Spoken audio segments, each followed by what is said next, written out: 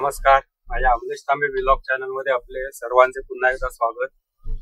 आजच्या व्हिडिओ मध्ये आता आपण नॅशनल हायवे 166 म्हणजेच रत्नागिरी नागपूर हायवे काम कुठपर्यंत झाले बघायचं ठरवलंय। पालीपासून आता आपण सुरुवात केली। पालीपासूनचा पुढचा जो रोड आहे तो आपण बघूया, दाभोळ्यापर्यंत जाऊ आज आणि पुढचा व्हिडिओ नंतर करूच आपण। पण दाभोळेपर्यंत काय काय झालंय बघूया। मागच्या व्हिडिओ मध्ये मी दाखवलंय की बऱ्यापैकी कामं झाली तिकडची। ह्या रोडचं काम खूपच फास्ट चालू आहे, तुलनेने नॅशनल हायवे 66चं काम खूप रेंगाळलंय। हे काम मात्र खूप फास्ट आहे। पालीच्या पुढे हा जो रस्ता झाला त्याच्यानंतर इथल्या जमिनीच्या किमती प्रचंड वाढल्या आणि आता बहुतांशी रोड साइडच्या जमिनी गेलेल्या आहेत, खूप झालेल्या आहेत। भविष्यात तिथे माझ्या अंदाजाने अपार्टमेंट्स म्हणा किंवा काही हॉटेलिंगचे व्यवसाय वगैरे सुरू होतील।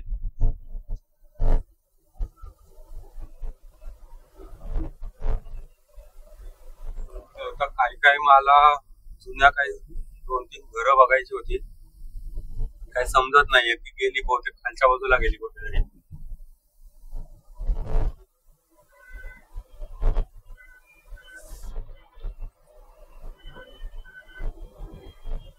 पण इथे दोन्ही बाजू कंप्लीट झालेले आहेत, पण एकच साइड आता ओपन आहे।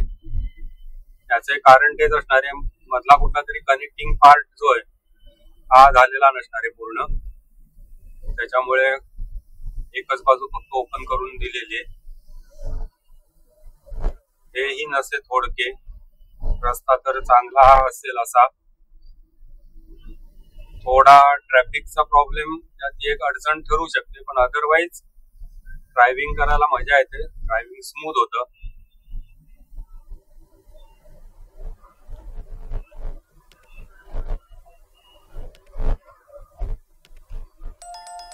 इथे जे डोंगर पडले ते आणि रस्ता यांच्यामध्ये थोडी जर ठेवली आहे त्यांनी, म्हणजे डोंगरावरून जर जोरात पाणी आलं, थोडा म्हणतो त्याला अशा टाईपचं जर झालं तर फारसा रस्त्याला प्रॉब्लेम होणार नाही। फक्त अगदी रोडला लागून जे डोंगर आहेत तिथे पावसाळ्यात गाड्या चालवताना जरा सावकाश चालवा, दरडी कोसळण्याचे चान्सेस तिथे जास्त आहेत। इकडचा उजवा जो भाग आहे हा आता बंद का ठेवलाय, तर मध्यंतरी मी असं ऐकलं होतं की हा जो मध्ये आता बघा मातीचा ढीग वगैरे दिसतोय, इथे रस्ता खचला होता, तो भराव घालून रस्ता वर केलेला आहे, तो सगळा खचलेला, त्याच्यामुळे तो बहुतेक बंद आहे। अजून तिथलं दुरुस्तीचं काम वगैरे बहुतेक झालेलं दिसत नाहीये।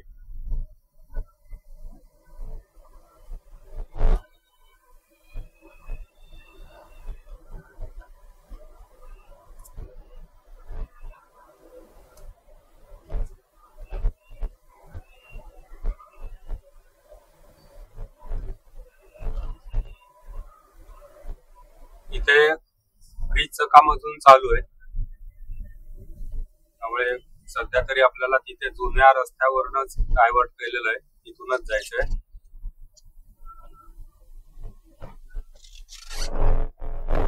आणि इथे जरा रस्ता मधला हा पॅच खराब आहे,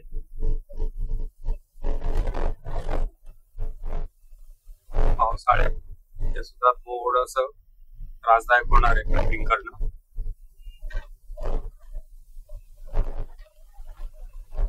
चला, एक जुन्या रस्त्याचा पीस मध्ये बघायला आला, बरं वाटलं।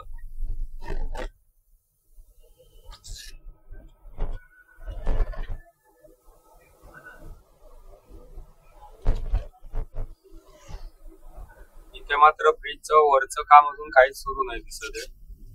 पिलरचं काम जे झालं होतं तिथेच थांबलेलं दिसतंय सगळं।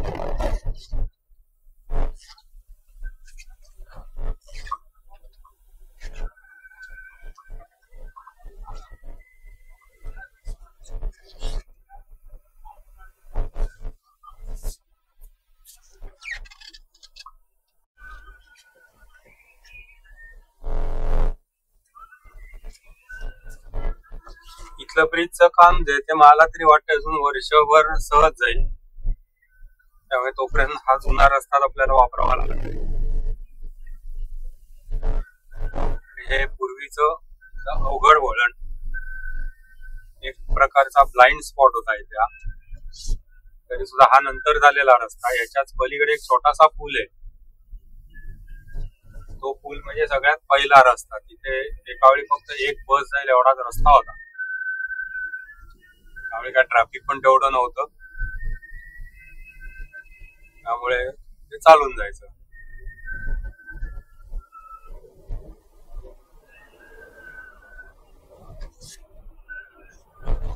एकाच मोटरसायकल वर 4 जण बसून चालले. एकीकडे विचार केला तर काय होतं, थोडासा तो नाईलाज पण असतो त्यांचा. एकतर बसेसच्या वेळा जमत नाहीत, दुसरी गोष्ट बस जरी असेल वेळेवर तरी चौघांना तिथे जाणं. बघा इथे चांगलं काम केलं. तिथे मध्येच दगड पडलाय, तो त्यांनी उचलून बाजूला केला. पण त्याला आभार मानूया त्याचे. पोलीस खात्यातला दिसतोय, धन्यवाद. पोलीस खात्यातला होता. मध्येच रस्त्यात आलेला दोंडा टोकत थांबून बाजूला काढला. अशी चांगली माणसं भेटतात. कदाचित अशा थोडक्या जी चांगल्या लोकांमुळे दुनिया चालते असं म्हणायला हरकत नाही.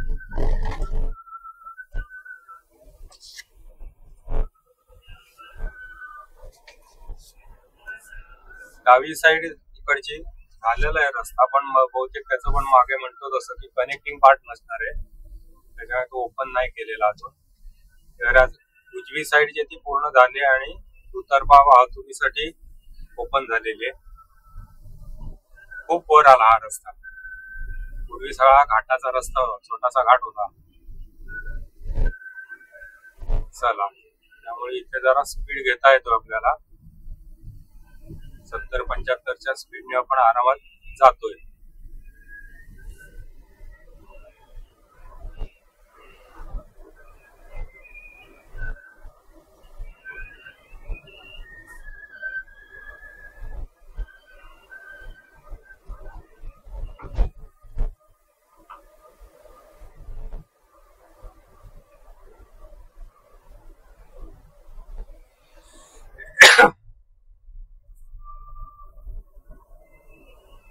आता जसं आपण थोडं साखरपाकडे जाऊ तस तसं आणखीन टेम्परेचर वाढत जाईल. आता 34 डिग्री झाले परत इथलं टेम्परेचर.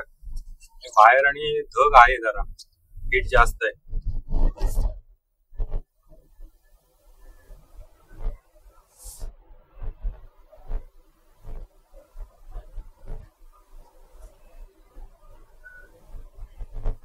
इथे मात्र गावातनच आपण जातोय, म्हणजे फ्लायओव्हर वगैरे इथे काय झाला नाहीये. मध्ये इथल्या लोकांनीच थोडं आंदोलन वगैरे केलं होतं, कारण त्यांना इकडनं तिकडे इकडे यायला जर असं त्रासाच आहे असं त्यांचं म्हणणं. अंडरपास आम्हाला करून द्या असं इथल्या लोकांचं म्हणणं आहे. कुठे काय झालं त्याच्यावर निर्णय काय कळला नाही मला.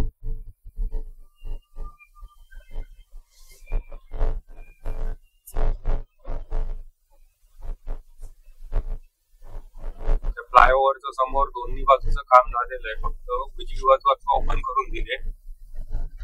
डावीकडचं बहुतेक पुढचं काहीतरी काम वगैरे राहिलेलं असेल कदाचित.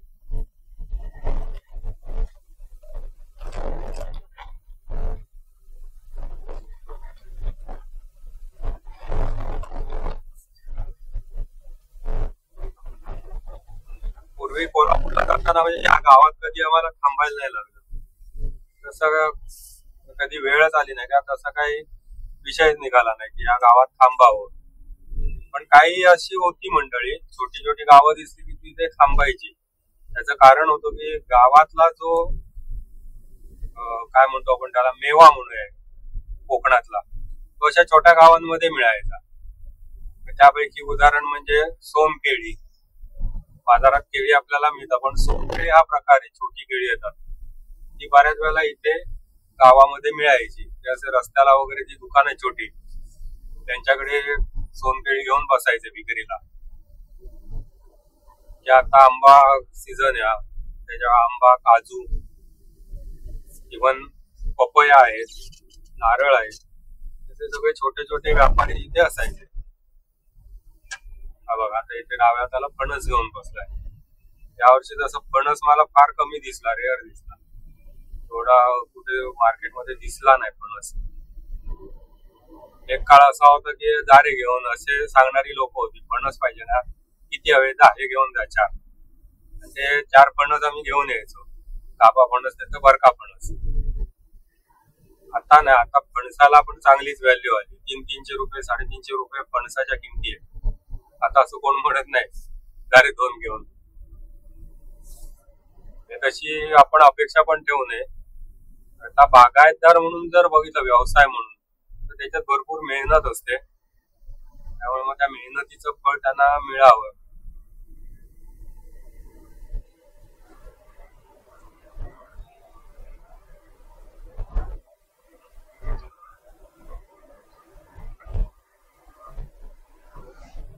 पूर्वी आमचं जे घर होतं तिथे पाठीमध्ये मागचा जो भाग होता तो आगर होतं सगळं. नॉर्मली पूर्वी अशीच सगळीकडे पद्धत होती, पुढे घर आणि पाठी आगर. त्याच्यामध्ये भरपूर झाडं वगैरे असायची. आमच्याकडे सुद्धा फणसाची झाडं होती. फणस होता, आंबा होता, पेरू, दालचिनी, नारळ.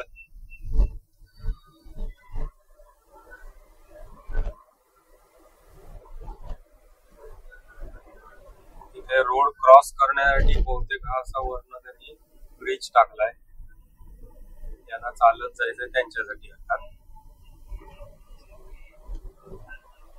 तर त्याचा वापर किती जण आणि कसे करणार कळायला मार्ग नाही.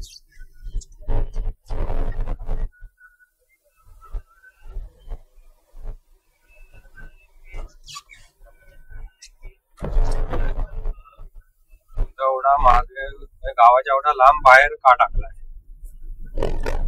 कारण काय समजायला मार्ग नाही. आता 12 वाजून 49 मिनिटं झाली, पाऊण वाजलाय. तशा आकाश वगैरे आता बघितलं तर मस्त एकदम स्वच्छ आहे. इथे झाडामध्ये वरती गरुड बसलेला आहे. लाईट कमी आहे त्यामुळे फोटो काढला तर तो काळा होऊन येईल. गाडीमध्ये कॅमेरा वगैरे सगळं ठेवलेलं असतं बर्डिंग साठी. वाटे असे कुठले कुठले बर्ड स्पॉट असतात. काही वेळेला वेळ असेल तर थांबतो आणि बघतो. नशिबात असेल तर तुम्हाला मिळतात. इथलं सुद्धा आता गावातलं काम बऱ्यापैकी झालंय दोन्हीकडचं.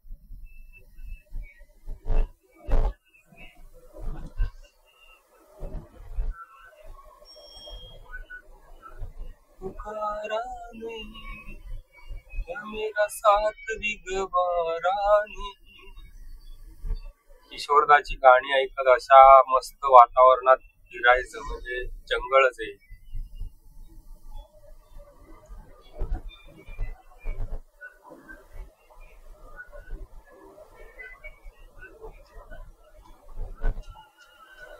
इथे ती इन्स्टिट्यूट आहे बघा, हाजी मोहम्मद अकूल इंडस्ट्रियल इन्स्टिट्यूट, म्हणजे ITI, industrial training institute.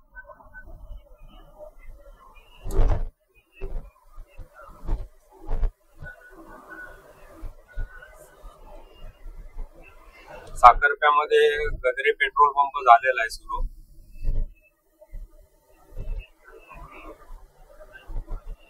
Hatkhamba, Sakharpa. चांगल्या क्वालिटीचं पेट्रोल दोन्ही ठिकाणी तुम्हाला मिळू शकतं.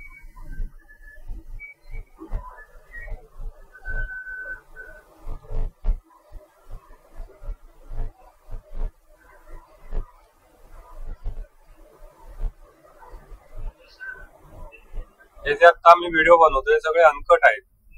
त्याच्यामुळे पालीपासून दाभोळ पर्यंत अनकट असेल. दाभोळा ते साखरपा अनकट असेल. पुढे साखरपा ते आंबा मी अनकट करणार आहे. आंबा घाट सुद्धा बघायचा आपल्याला. आता 2-3 महिन्यात काय कामं झाली आहेत, प्रगती झाली आहे. जर कोण तिथे भेटलं काम करताना तर यावेळेला जरा माहिती काढायची. टनेल्स होणार आहेत, नाही होणार आहेत, झालीच तर ती कुठे होणार आहेत, बघूया. कोण भेटलं तर आपण माहिती घेऊ थोडी. तिथली अजून मला तशी स्पष्ट माहिती नाही किंवा कल्पना नाहीये नेमकं तिथे काय व्हायचंय.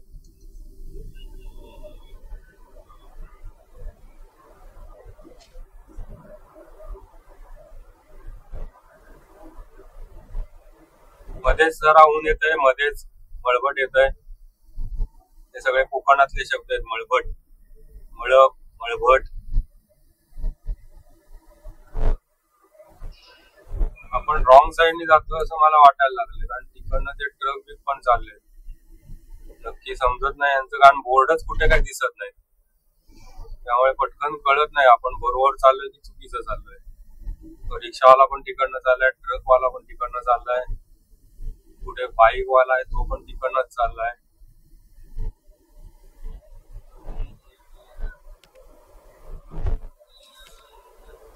बऱ्याच वेळेला असं होतं की समोर ट्रक असतो एखादा मोठा आपल्या, आणि तो काम जे चालू आहे त्यांचा ट्रक असतो, तो सरळ निघून जातो, आपण त्याच्या पाठनं सरळ जातो, आणि नंतर गेल्यावर कुठे लक्षात येतं की आपण रॉंग साईडला आलो.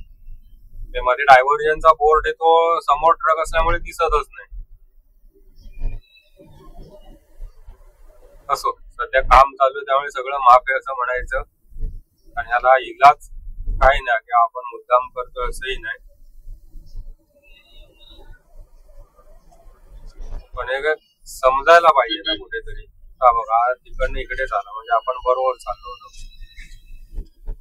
इथून डावीकडे हा रस्ता आहे, देवरुख रस्ता आहे. पावसाळ्यात आपण जाऊया या रस्त्याला, मस्त रस्ता आहे एकदम. पूर्ण जंगल आहे दोन्ही बाजूने आणि मधला रस्ता आहे. इथे घाटाचं काम काय काय झाले बघूया.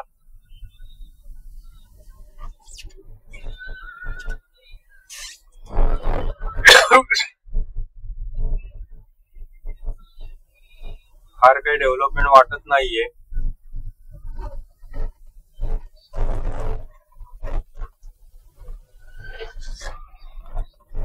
आता आपण तो जातोय हा रस्ता पूर्वीचा, पण आता वाटतोय बरा आहे म्हणून, पण पाऊस पडल्यानंतर तिथे चिखलच होणार आहे सगळा.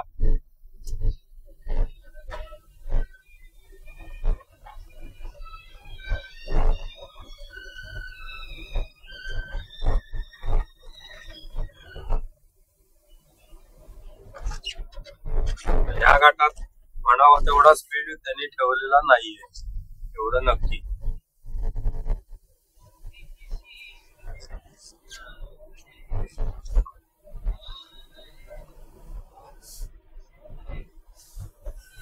परवाच आपल्या मंत्री महोदयाने नॅशनल हायवे 66 बद्दल पुन्हा एक तारीख डिक्लेअर केली. जून 2025 पर्यंत रस्ता कम्प्लीट होणार. नुसतं जून मध्ये होणार असं म्हणावं म्हणजे कसं आहे, 25, 26, 26, 27 होऊ शकतं. गंमत वाटते मला, ठाम दावे कसे काय हे करतात. त्यांनाही माहिती असतं हे होण्यातलं नाहीये म्हणून. काय द्यायचं ठोकून, लोक टाळ्या वाजवतात.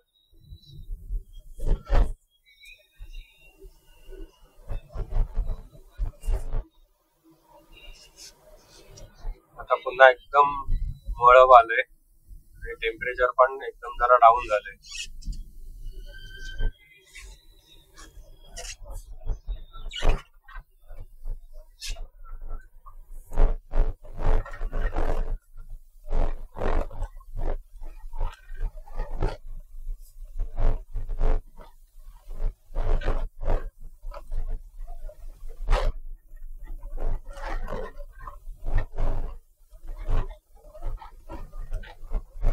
बघा इकडे तर काही म्हणजे काही काम नाही.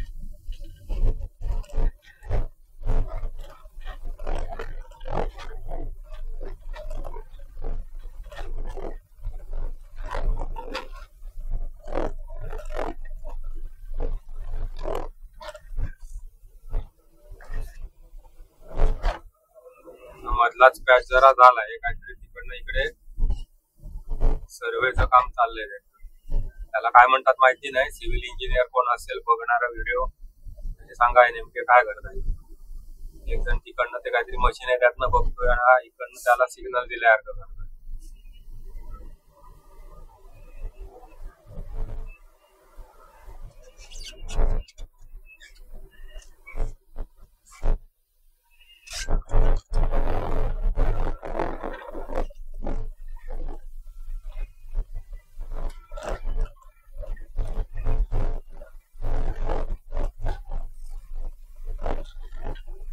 गाडीत पण जरा पाठीमागे काहीतरी खडखड वाजतंय, काय वाजतंय जरा बघतो, त्याचा पण आवाज येतोय.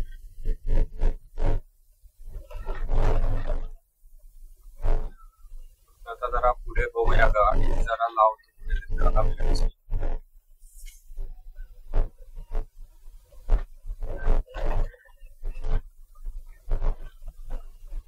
पावसाळ्यात बहुतेक तिकडनं देवरुख मार्ग आलेलं बरं पडणार आहे. काही मधला सगळा पॅच बघता ह्या घाटात असं विशेष काहीच काम नाही दिसत आहे आणि पावसाळ्यापर्यंत होईल असंही वाटत नाही. आता हा मधला पॅच जो आहे हा डोकेदुखी होणार आहे.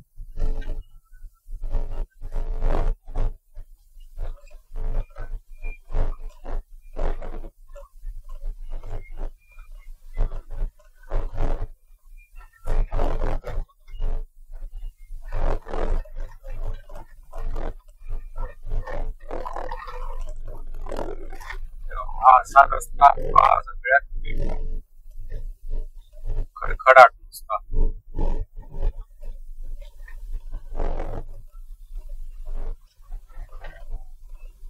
कुठूनही गाडी नेली तरी गाडीचे सगळे हाड वाजवतो, खडखड खडखड. व्यवस्था रस्ता दाखला दिसतो लाईटीला.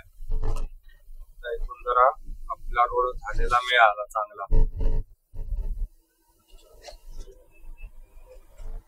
कुठपर्यंत आलाय बघायचं. आता इथपर्यंत करून ठेवलाय, मधलं तसं टाकून ठेवलंय.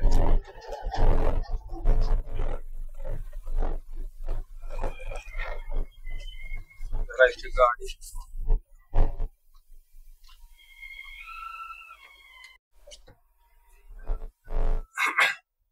आवाजाचं काय होतंय बघूया. गेला आवाज. पाण्याची बाटली होती ती खडखड वाजत होती, मागच्या दरवाजाच्या कप्प्यात ठेवलेली, त्याचा आवाज येत होता. आता एकदम मक्खन के माफिक गाडी चलेगी. पहिल्यापासून मला असले आवाज विवाद आले की मग इरिटेट व्हायला होतं. गाडीला आवाज असता का म्हणजे गाडी एकदम टकाटक कंडिशन मध्ये पाहिजे. खडखड कुडकुड वाजायला लागलं मग थोडं इरिटेट होतो मी. आवाज शोधून काढल्याशिवाय माझा चेन नाही मग पडत.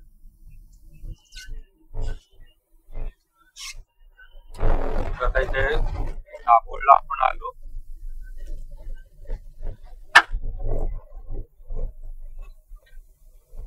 हा व्हिडिओ आपण इथे थांबवूया. पुढच्या व्हिडिओत आपण परत भेटूच. माझे व्हिडिओ आपल्याला आवडत असतील तर लाईक करा, चॅनल सबस्क्राईब केलं नसेल तर सबस्क्राईब करा आणि व्हिडिओ जास्तीत जास्त शेअर करा. आपल्या आतापर्यंतच्या सपोर्ट बद्दल आपल्या सर्वांचा आभारी आहे. समोर दिसतंय आपल्याला पुलाचं काम. असा सगळा पूल पूर्ण गाव स्किप करून पुढे गावाच्या बाहेर पडणार आहे. सध्या गावात आपण जायचंय.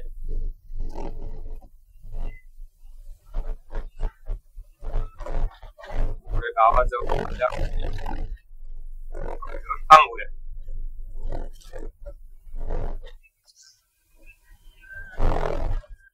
इथून उजवीकडचा